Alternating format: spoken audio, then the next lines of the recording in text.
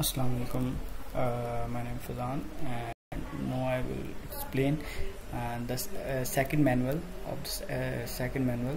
उसका second task जिसके अंदर hand written text, hand written numbers, basically hand written numbers जो हैं ना उनको recognize करने के लिए एक model को create करना, model को train करना.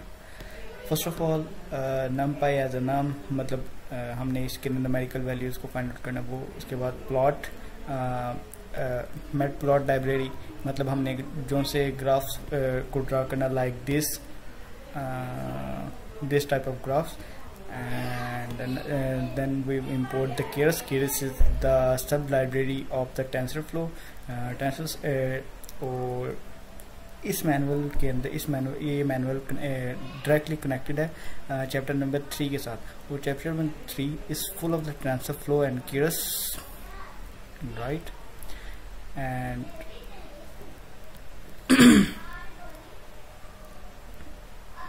medium stick and sequential.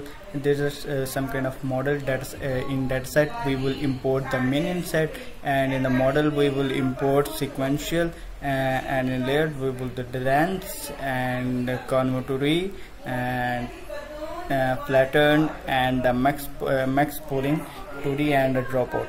Basically यहाँ पर ये जितनी भी हमने लाइब्रेरीज यहाँ पे इंपोर्ट किए हैं लेयर्स, अब हमारे पास जो सा वो डाटा होता है वो किसी भी फॉर्म में हो सकता है, इन 2D मॉडल, इन 2D और इन पिक्चर और a Canva draw, anything.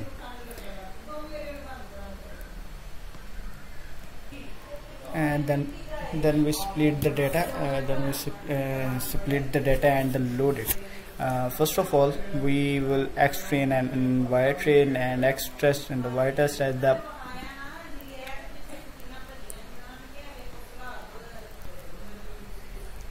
X train, Y train, X test and Y test. And इसके साथ हमने जो डाटा सेट यहाँ पर बेसिकली जिस डाटा सेट को हमने डाउनलोड किया होता है उसको हमने लोड करता है. मीन्स द लोड डाटा, ये हर फॉर्म का डाटा होता है. मीन्स इसके अंदर डिजिटलाइज इमेजेस हर न्यूमेरिक वैल्यूज़ की होती है जिसको रिकग्नाइज करवा कर हम डाटा को ट्रेन करते हैं. देन वी विल नो, अगर हमने किसी भी इसके सब कोऑर्डिनेट्स फाइंड करने होते हैं तो हम डॉट शेप का फंक्शन यूज़ करते हैं. फेस शेप फंक्शन भी कह सकते हैं और एक कीवर्ड भी कह सकते हैं. दोनों टाइप्स के लिए यूज़ हो सकते हैं.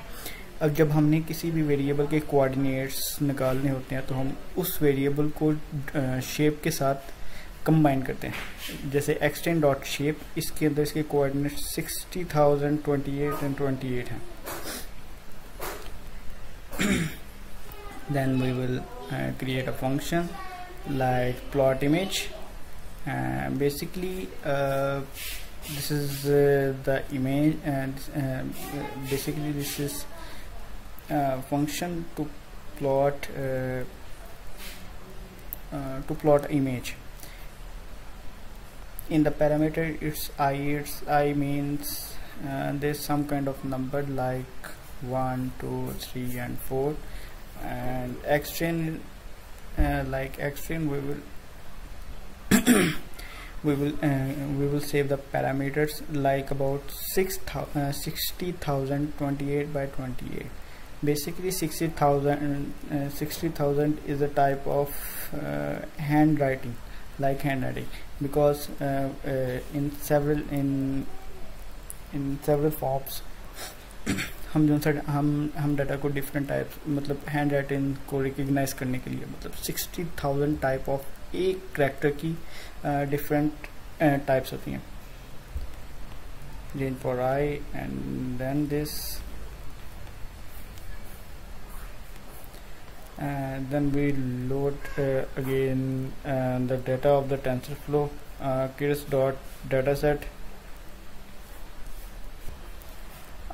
TensorFlow इसके अंदर हम डाटा सेट मिनसेट जो सा हमारा डाटा सेट है उसको लोड करते हैं. उसके बाद कैटेगरी यूटिल्स को फिर हम TensorFlow की केरस लाइब्रेरी उसके अंदर से हमने यूटिल को उसके अंदर से यूटिल के अंदर से हमने कैटेगोरियल को इंपोर्ट करना था, क्योंकि डिफरेंट फॉन्ट्स की डिफरेंट हैंड रिटन की डिफरेंट कैटेगरीज होती हैं. यहाँ पे हमारा डाटा सेट लोड होगा, मेन सेट का डाटा सेट लोड होगा। उसके बाद नॉर्मलाइज करना है। नॉर्मलाइज करने के लिए 256 मतलब नंबर ऑफ बिट्स जो से होते हैं 256 होते हैं, लेकिन यहाँ पर काउंट होता है 0 से 255 तक, 255 तक 256 मतलब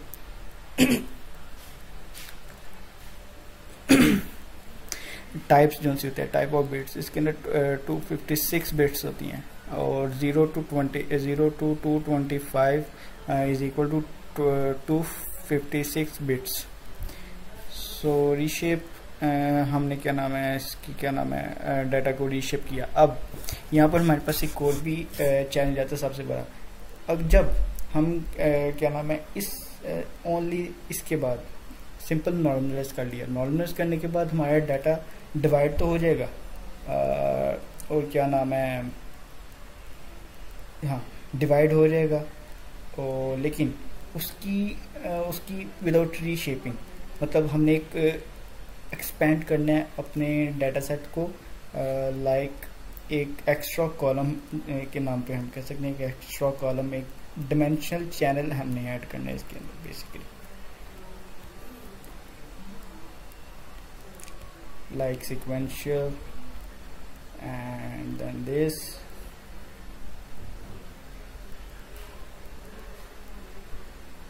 is a whole data. Oh, one more thing, हम जैसे इन प्रीवियस मॉडल हम जितने भी हमारे डाटा सेट होते हैं उनके जो से मॉडल होते हैं उनको हम इन फॉर्म ऑफ द पिकल जो सा होता है ना वहाँ पे स्टोर करते हैं। अब पिकल के अंदर हम तब डाटा स्टोर करते हैं। अब बेसिकली यहाँ पर एक और भी कॉन्सेप्ट आता है, पिकल के अंदर हम तब डाटा कोई भी सेव करते हैं जब हमारे पास कोई पहले से दिया हुआ एक डाटा सेट होता है in form of Excel. In form of Excel जो सा डाटा होता है उसको हम समराइज करके पिकल के अंदर कन्वर्ट कर सकते हैं। लेकिन अब हमारे पास एक डाटा है जो NGM आई थिंक तो यही इसकी डाटा टाइप होती है। बेसिकली हमारे पास predefined data that store in C drive. We will see then users and PCC and Keras dataset. Yes, this is हमारे पास प्री डिफाइंड डाटा सेट हमने डाउनलोड किया इन form of NPZ. This is a non convertible and non unreadable data set file, क्योंकि Excel CSV file जो होता है उसके data को हम रीड भी कर सकते हैं कि हमारे पास कौन कौन से कॉलम्स हैं, कौन कौन से उसके अंदर डाटा और कितने कॉलम्स हैं। अब ये हमारे पास नॉन रीडेबल है। अगर हम इसको ओपन करने की कोशिश करते हैं तो ये इंक्रिप्शन फॉर्म के अंदर होता है और पाइथन की लाइब्रेरीज के थ्रू ही उस इंक्रिप्शन डाटा को रीड किया जा सकता है। अब इसके अंदर जो भी हमारा जितना भी डाटा आएगा ना वो कीरस की फॉर्म के अंदर आएगा, .keras लाइब्रेरी टेंसरफ्लो की। इस एक्सटेंशन के साथ इसको हमने सेव करना है, द कॉल बैक। और अब बेसिकली अगर यहाँ पर दूसरे वर्ड्स के अंदर बात की जाती है तो हम इमेजेस के थ्रू डाटा सेट बना रहे हैं।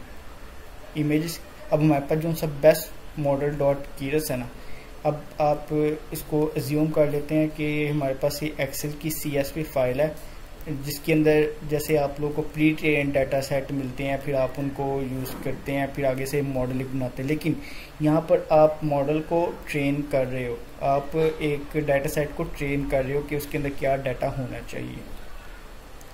इन सब के बाद जैसे आप जाते हैं app.py के अंदर, app.py के अंदर सिंपल हमने स्ट्रीमलेट फॉर द वेब, उसके बाद हमने लेबल्स क्रिएट किया कि अगर 0 लिखा जाता है, मतलब बैकएंड के मॉडल्स के अंदर तो 0 1 2 3 यही फॉर्म होगी ना हमारे पास 0 1 2 3, लेकिन अब यूज़र को सामने शो करवाने के लिए हम डिफरेंट टाइप्स के यहाँ पे लेबल्स बनाते हैं, जैसे 0 1 2 इन फॉर्म ऑफ स्ट्रिंग के जो उसकी स्क्रीन के ऊपर पास आउट होंगे जब कोई भी एक्शन परफॉर्म किया जाएगा।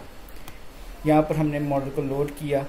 अब बेसिकली यहाँ पर हमने जितने भी वेरिएबल्स क्रिएट करने हैं इस मॉडल के, वो सारे कैपिटल लेटर्स के अंदर होंगे। इसके अंदर कोई भी आपने मिनिमम लेटर, क्योंकि इस क्या नाम इस मॉडल के अंदर पाइथन इस मॉडल के अंदर हमने जो डाटा जितना ज़्यादा यूज़ किया ना वो बेसिकली पाइथन की कीवर्ड्स के साथ मैच करता है, और हमने वेरिएबल्स को पाइथन की कीवर्ड्स के साथ मैच नहीं करवाना। बेसिकली अगर देखा जाए मॉडल को लोड करने का जो है वो प्री डिफाइंड कीवर्ड है, लेकिन हमने कीवर्ड यूज़ करना नहीं, हमने यूज़ करने हैं वेरिएबल्स डाटा को स्टोर करने के लिए।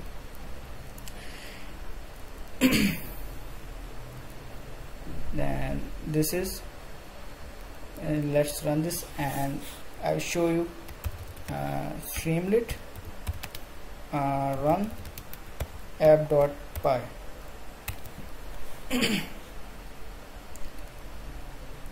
When I run this, and after some time it's load. Yes, it's load.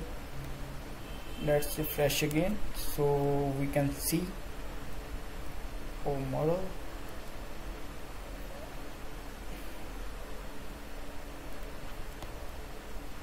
Let's refresh again. It's takes some time when we will load after a few days, a few hours, but not in the case like when we deploy a host.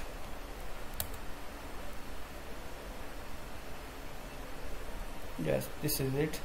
This is the handwritten digit recognition.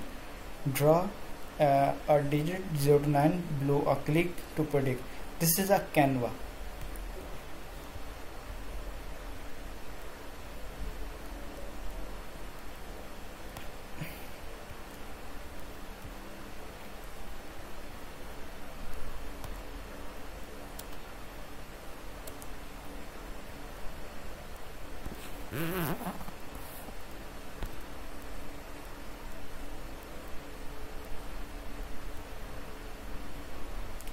I think so. There is some, yes, predict to confident 99.33%. then we did, देखें यहाँ पर उसने model को recognise किया, then उसके बाद उसने उसको कमेंट किया।